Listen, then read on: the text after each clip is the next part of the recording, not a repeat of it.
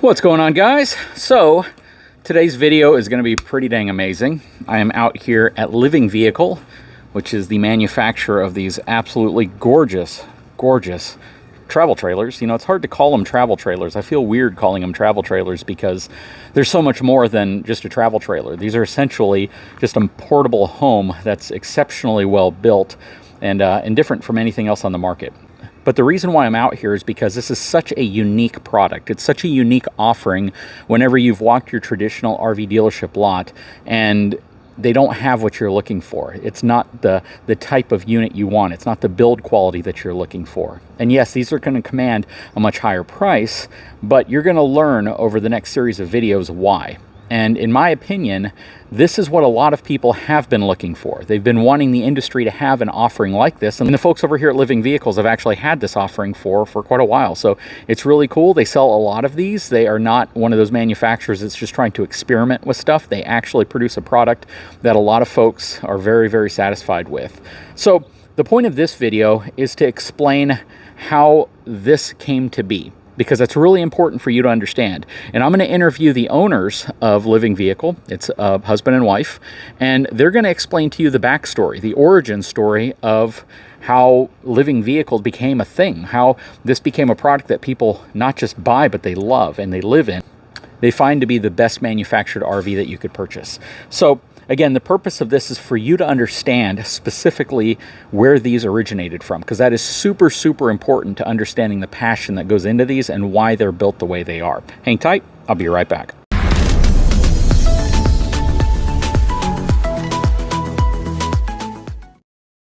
Okay, so I'm back and I have both the owners of Living Vehicle here in front of me. Would you like to take a second and introduce yourselves?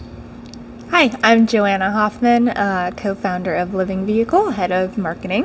And my name is Matthew Hoffman, also co-founder, husband and wife team. We started LV, let's see, about 5 years ago, LV, but other businesses that are very much in the RV space back as far as 13 years ago in 2010. Well, that's very cool, and I really appreciate you guys having me out here.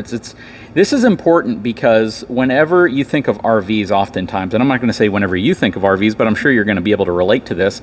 A lot of times you have this perception of a very poor quality, mass-produced item that you can get on any RV dealership lot, and you're probably going to have a number of problems, quality issues, and things that will go wrong. And you have to mentally prepare yourself for that right off the bat, right? You do. And YouTube will help you prepare for that, because you'll see everybody and their grandmother who's purchased an RV talking about the issues they've had, the problems and things like that. So I think what's most important to kick this off, and we're not just going to be standing here, we'll move around and we'll show you what's going on and kind of walk through and point things out.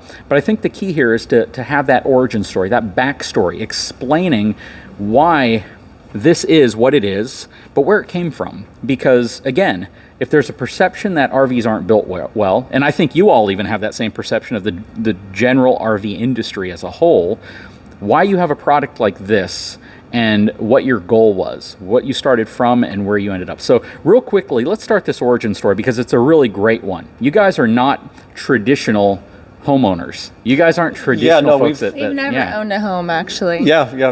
We're here in Santa Barbara. We've rented our entire life, or living in small spaces our entire. Yeah, we've lived in boats, vans, buses, all sorts of RVs. Short story, he's an architect, lots of RV experience, normal wife, no RV experience. When we got together, he said, hey, this is what I do. Are you into this lifestyle? And I said, let's try it. We lived in a lot of RVs, and I said, hey, if we're going to do this, we need to create something way different because this is not something I'm interested in. So we created our own product. And what that started from is, about 7 years before I met you, I started a renovation company. And this was just by myself, kind of bootstrapped. I was an architect at the time and just decided to quit my day job and move into an Airstream that I just made look nice. And, that started as one job. I had another, people looked at it, said, this looks nice, I'd like one too.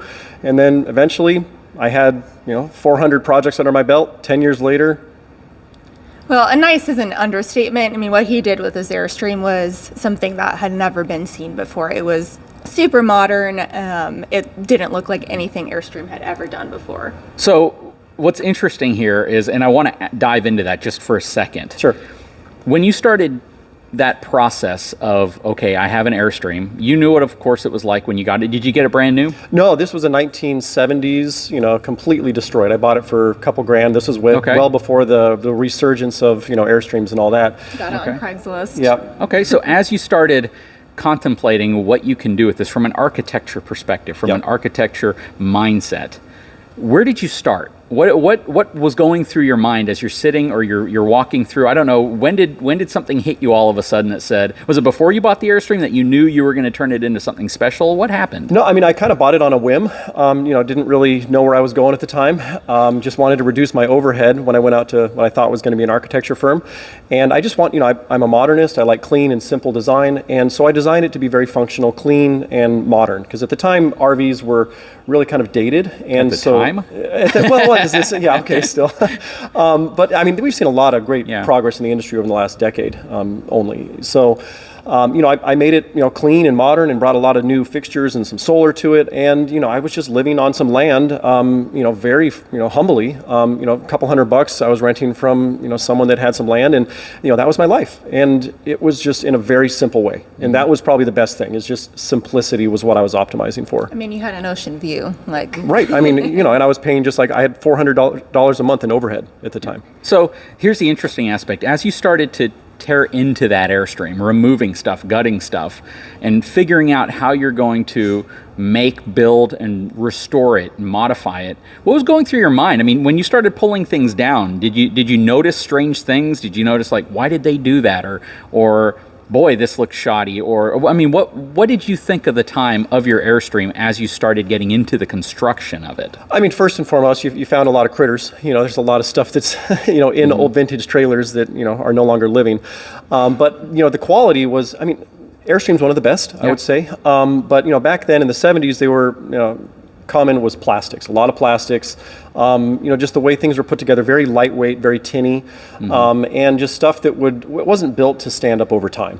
Okay. And it didn't age very gracefully. So would you say it looked cosmetically nice? Maybe at the time. At the time, right, yeah. Even with new RVs, cosmetics is kind of the main focus. Yes, right? Not necessarily durability or longevity. Yep. And that was one of the things that we learned, is that when Joanna and I moved into a space, after all these renovations and building things, putting quality first, we realized that just the quality was so lacking that it wasn't built to stand up to the real world conditions of someone like us that chose to live in a space full time. We love living in small spaces and traveling and having a big life outside of our home. And the space wasn't built for that. It was held together with staples and put together with, vinyl coverings, and kind of these fake materials that it just wasn't durable. Well, and that's the thing, like me coming from no RV experience, living this lifestyle in these products that are very poorly built, I'm like, this is not something I'm interested in. People have been living in RVs for a long time. We didn't invent that concept. But what we did create is something intentionally designed for full-time living that feels like home. It's something that you do want to spend a lot of time in, rather than just camping for a couple of nights or a little road trip.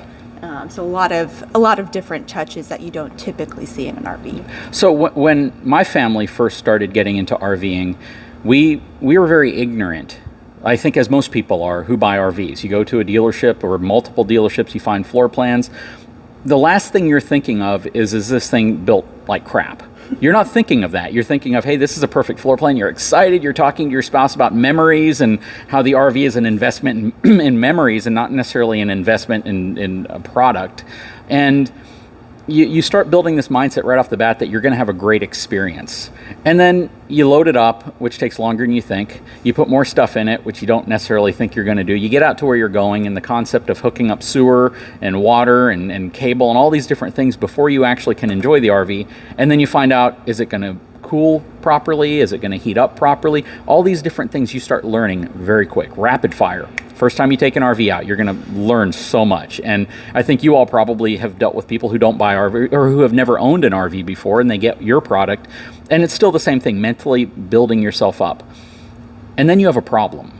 Something breaks. A cabinet falls down. The TV mount falls off the wall. Your fire extinguisher is laying on the floor when you open it. All your cabinet doors are open, or some are falling down when you get into your RV. And then the reality of moving forward, I'm now prepared for things that are going to break. I'm prepared that I don't have a really well-built product. And then as you start getting more RVs through your life, you just have to kind of accept that fact. You build this expectation that if I get an RV, it's probably going to be about 50% there, and I'm going to have to do the rest of it. I'm going to have to fix it. I'm going to have to take it to the dealership lot. So the videos I often make are on that topic. If you get into RVing, you better go into it with this expectation that you're going to have problems. Things are going to break. Things aren't going to go very well. Now, you have renovated, y'all as a team have renovated how many?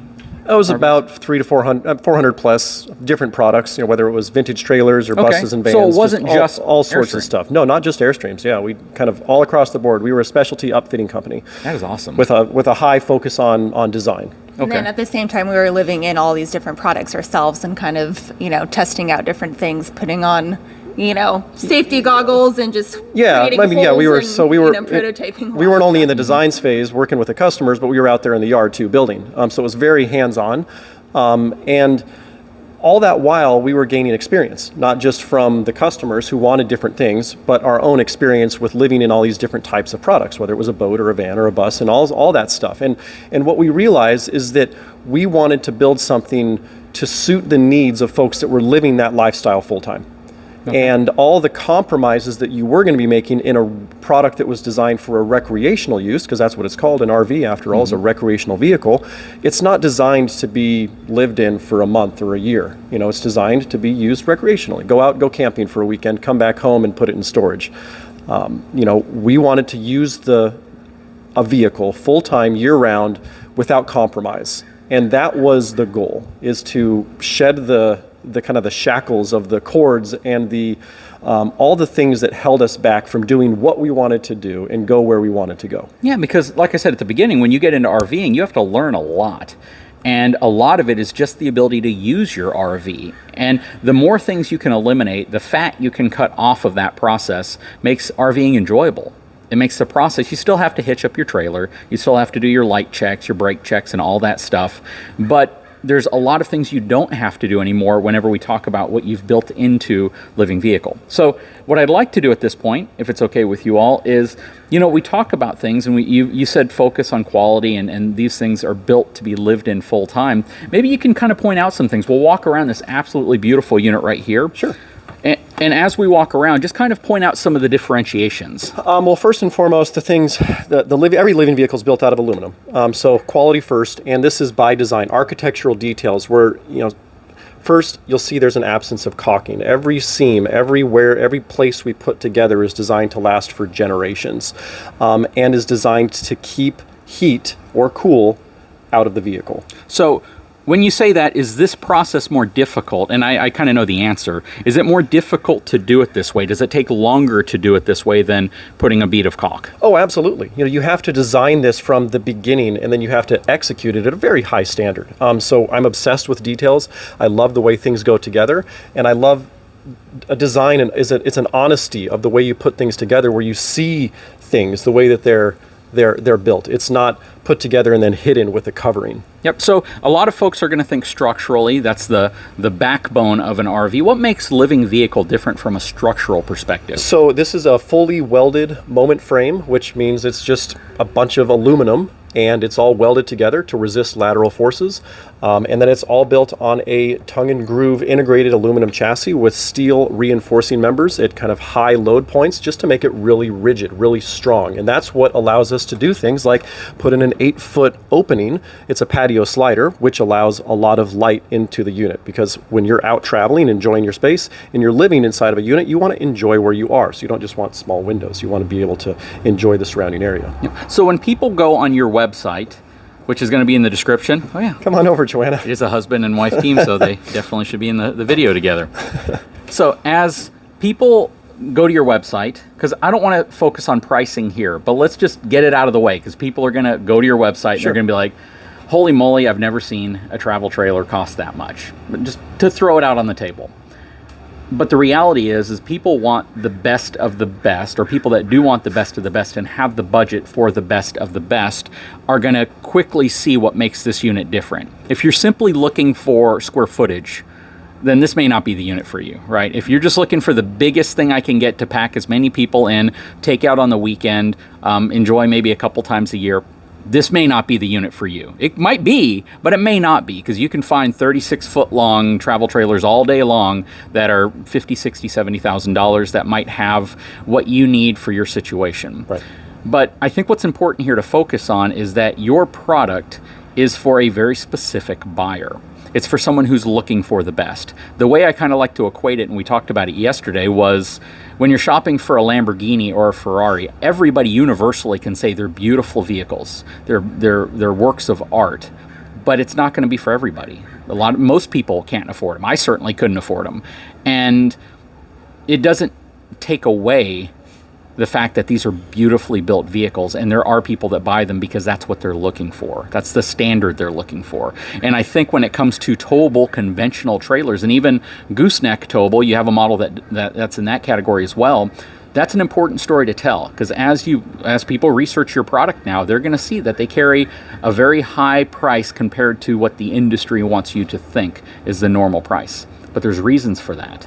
The frame, for instance, how you focus on that. I can imagine just the frame structure on this unit, the frame alone probably costs more than most luxury travel trailers. Yeah. Just the frame. Yeah. And the development, and the fact that you're not turning thousands of these things out. You don't have a quota of 20,000 of these that you have to build each year. So I want to get that out of the way, because people are going to talk about price, but it's always good to explain that, again, this may not be right for everybody, and it's certainly not going to fit into some folks' financial capabilities, but there's a reason why you're paying this much for this type of unit. Yeah, and the other big reason why we invest in quality first, and the technology that's really changing and pushing the industry forward, because we're looking to innovate in this space to create a fully electric, self-sufficient RV to where you don't ever need to plug in. And we're marching forward in that goal because we want to create something that gives you as much freedom as possible, and to do so in a very high-end quality way, to where you're not relying on the things like you're having to go to RV parks and then be lined up with 50 other people, in that same space. We love the outdoors, and we love kind of shedding the requirements and just being able to appreciate nature. Yep. And wherever you want to go in all seasons. That's another big thing, is that we wanted to design a purpose-built, 4-season capable, all-electric RV. Yep.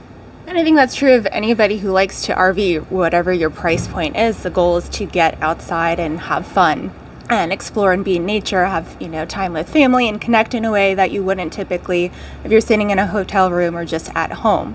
Now, what we created was an experience where you don't have to compromise, and you have everything that you would expect of a luxury home or a hotel, but you're out in the most beautiful places, and you don't need to be hooked up to anything.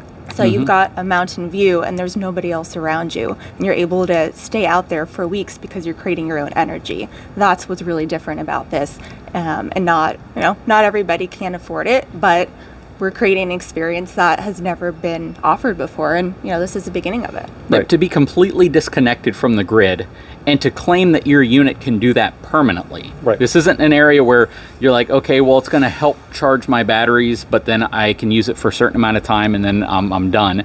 You have a unit that we were running this yesterday. It was slightly overcast, and you were actually feeding more power into the batteries than both AC units running at the same time were pulling from the batteries. Right. And yes, people have done that before. You can buy fifth wheels, and you can throw, $40,000 worth of solar onto a fifth wheel, and you can create that experience for yourself, but it's not integrated in. You have to create that experience, and then you're doing it in a way that in a lot of cases might actually damage or distort the original engineered construction of that RV, because you're adding so much weight and you're having to find places to put it. Where in your unit, it's all been engineered and integrated in architecturally from the very beginning, which is super, super cool. All right, so we've moved into one of your floor plans. And which model is this one specifically? This is the HD 24-foot unit. Okay, so a 24-foot unit, really cool. We're going to do full tours of these units in another video, so definitely don't expect this video to go over the full tour. But what we wanted to do was move inside of the space, because one thing you had mentioned was the fact that the whole point of this is getting out where you're going, possibly living there indefinitely, not having to hook up to anything, except maybe occasionally drain out your tanks. But you're even trying to address some of those issues, which is really cool, because these are profoundly different ideas when it comes to RVing and being able to stay out longer in a sustainable way. So, you know, you have these amazing views. You have a really, really great platform here. It's kind of like a mixture between like a destination style, but also a very towable and safely towable unit. I mean, I review a lot of destination style trailers, and I always tell people, you don't want to tow these things very often. You want to get it to where it's going to be and leave it there, or even have it delivered there, because they're huge boxes with a front wall on it, and quite frankly, you don't feel safe towing them. They put the cheapest tires, the cheapest axles, the cheapest everything. This, if you want to keep it somewhere for 6 months, a year, you could do that. Then you could hitch up to it, take it wherever you want. And that's part of this origin, is understanding where this came from, why you have like the type of cabinetry you would see in a race car trailer. You know, the type of drawers.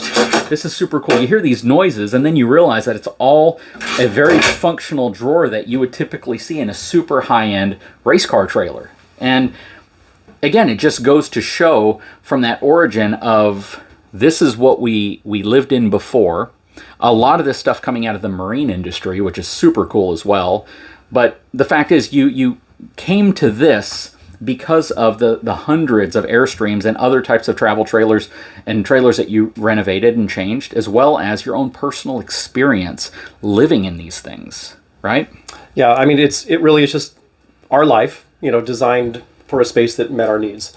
And, you know, we loved traveling, loved getting out there, and we loved living in a very simple but very nice way. And to have all the, so first and foremost, it's very functional. We have a lot of the amenities, and that's what Living Vehicle does differently, is, you know, living off grid without compromise. Because, you know, off grid living, you could live off grid with a tent, a flashlight, solar powered, and a bucket. You know, that's off grid living, and it's successful. That's minimalist, but it's one extreme. You know, this is that other extreme, to where you have all the functions, the features. I mean, you have a 13 cubic foot solar powered fridge, and extreme amounts of storage, lots of adaptable sleeping spaces, and the cooking, you know, 3-burner induction stoves and ovens. I mean, it's, the feature list goes on. And, you know, this is all powered by an energy system that lets you live with these appliances and equipment wherever you are in all climates. And that's really what's different, is you can live in that very high-end way wherever you go. Absolutely. So I really appreciate this. This is awesome. And what I can tell, and I've been here now for, this is day 2, but the reality is yesterday was more of a planning day, and part of this planning process was me feeling out your passion for your product. And boy, you bleed passion, both of y'all. You both really do. You interact very well together talking about the product, but more importantly, the passion, the excitement, the energy you have behind your product is infectious. It truly is. You guys get excited. I point at one thing and I'm like, hey, look at this cabinet. And then all of a sudden we're talking 30 minutes about a cabinet door and why you went with it, which is amazing. Yeah, I mean, that's the thing. This is our story. You know, nobody else has had this experience, and it's us. I mean, the first trailer we ever built, we registered for RV parts. We were getting married at the same time that we were starting Living Vehicle. Yeah, that was our registry for our wedding. I mean, we like our very first prototype we lived in. You know, that's what we started the company out of, and we funded that with our wedding gifts. I mean, it's so personal, to where we would be thinking up marketing ideas while we were falling asleep looking at the stars in our skylight. And it's just like we're so integrated with this process and where we've gotten to where we are now. You know, it's just natural, because we've always been such a part of it. Yeah, and it was our lifestyle that kind of evolved into this crazy, you know, obsession. And with Matthew being an architect, being very focused on details, and me being somewhat forced into living this lifestyle, there were so many things that I said, hey, we need to improve on this. We can make this better. And I just give him my list, and he'd figure out how to engineer it. So it was kind of, you know, it really is kind of our baby.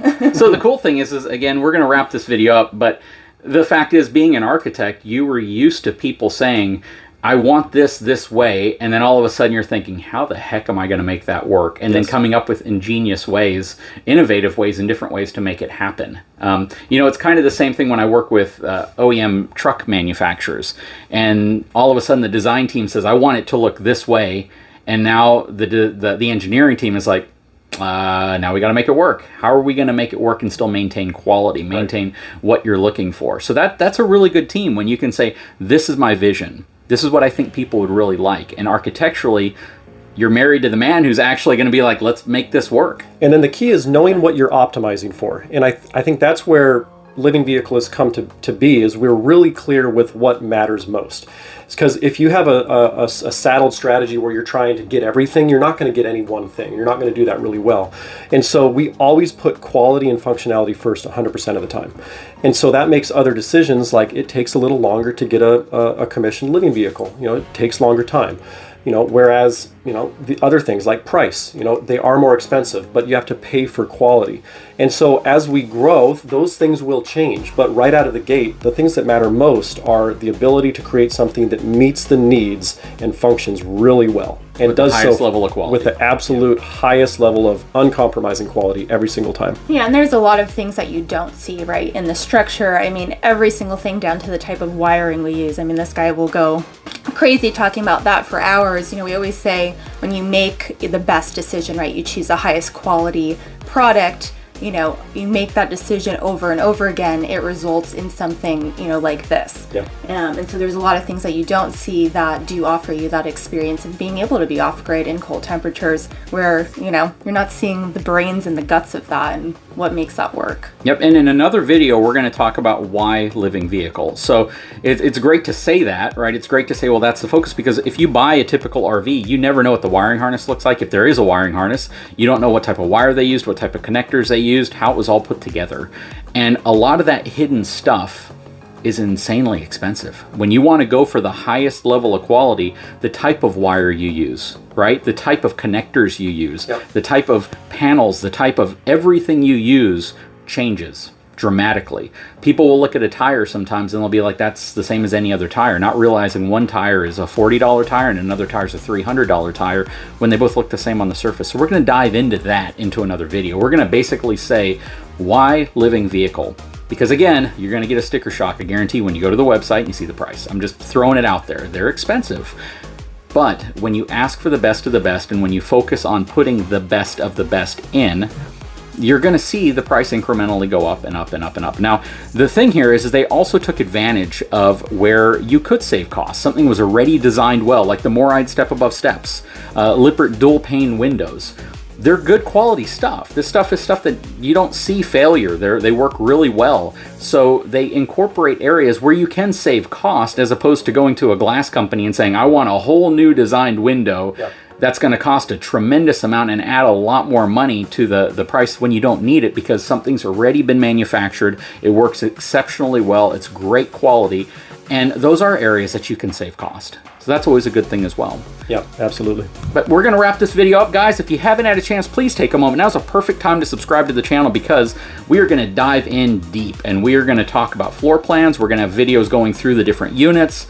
They're probably going to be a little longer than normal because there's so much to go over. But the big one I want you to definitely pay attention to is the why living vehicle, because that's going to be the one that explains their passion and how that passion actually went into implementation. Guys, if you haven't had a chance, take a moment, subscribe to the channel, give me a thumbs up. We'll talk to you again very soon.